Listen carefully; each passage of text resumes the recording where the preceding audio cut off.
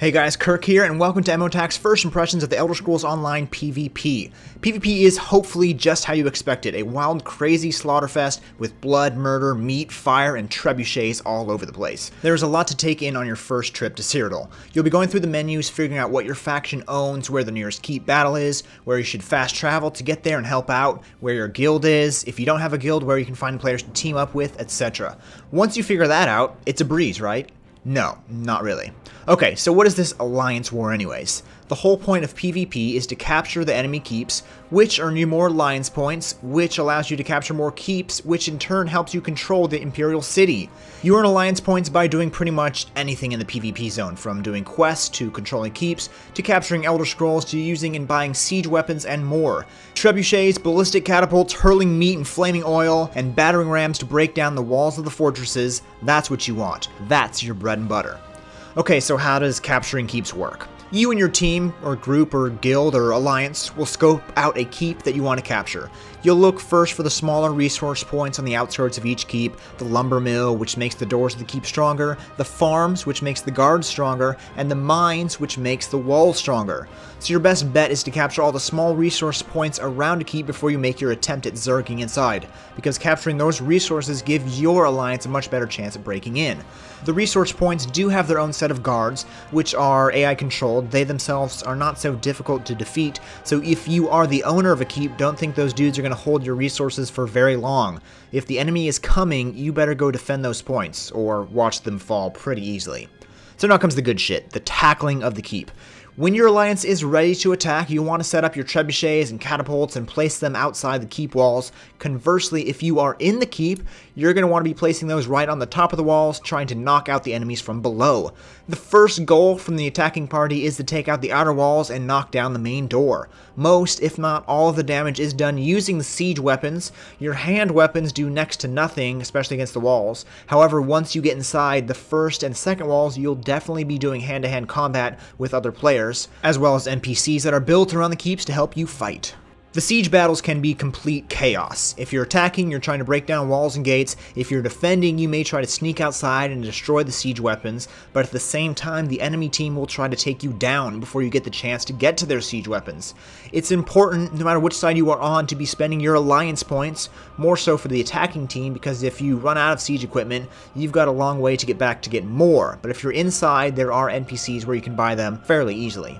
Being on a siege weapon is fairly easy itself. Aim where you want to shoot, look for the arrow that points out where you'll be bombing, and let it fly. Catapults are great for taking down walls and doors, trebuchets are good for knocking out other siege weaponry, as well as taking down the walls and doors, and while the battering ram is essential for placing right at the walls to get them down quicker. I'm not sure the exact time it takes to take down a door, but from what I witnessed, it takes around 5 minutes for a battering ram, with some help to get a door down. Let's talk about dying. Dying is a huge part of siege warfare. It's gonna happen a lot. The map is huge, so dying can be a big disadvantage for you. If you're attacking the keep, you may spawn at the nearest location that you control, but you'll still have to run a shit ton to get there. And also, when your keep is being attacked, your faction cannot spawn at that particular keep, so you're gonna have to run a shit ton from your nearest own keep to start defending as well. Of course, your teammates can help revive you. Another great reason to be part of a party or a guild or some sort of group is that you can rely on them so they know where you died. You can help them find you in chat to help your lifeless soul. Soul gems are the key to getting res, so your team will need to have a bunch of those on hand. Otherwise, plan on long runs and plenty of lost keeps. Now, I did hear something about tents, although I never saw them being used on any of the teams that I was fighting with. We certainly didn't have any. But tents are able to store siege weapons and allow for a place that you can use to spawn closer to your fighting point. Again, I was never able to take advantage of the tent, so I'm not so clear on it. I have to jump in here and just say how impressed I am with the PvP, just how smooth it runs.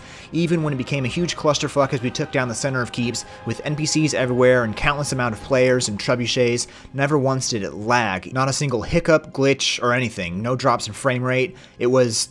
The server is just amazing. It's top quality, and I just had to point that out here because it's just so goddamn smooth.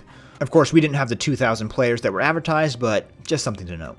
Another side note here, PvP is for groups. I mean, you don't need to be in a huge Zerg group with hundreds to take down a keep, but you'll want to be part of something significant in size, with some sort of leadership. During my time in Cyrodiil, I was lucky enough to join up with a group that was using Mumble, so we could arrange both our team fights, keep track of everything going on. A well-orchestrated group is much more effective than a bunch of random dudes running around throwing meat at walls. So we're getting towards the end of the battle. If you're on the attacking team and you make it through the second set of walls, you are probably ready to take on the inner keep, which is the last stronghold for the opposing alliance. Be ready for when the final door comes down for the last ditch effort of everybody in a bloody hell mess. If you make it through all that, you can now peacefully, hopefully, capture the final point in the keep and claim it for your alliance's own. And boom, you're done. Time to move on to the next one. It's important to point out that while you are doing all the PvP stuff, capturing keeps, taking resources, there are still quests and special items and crafting that can be done on Cyrodiil. So there's plenty of PvE stuff going on in the game as well. You can spend your time doing these side quests, if you will, or join up with a party and take keeps, which is probably why you're jumping into Cyrodiil in the first place.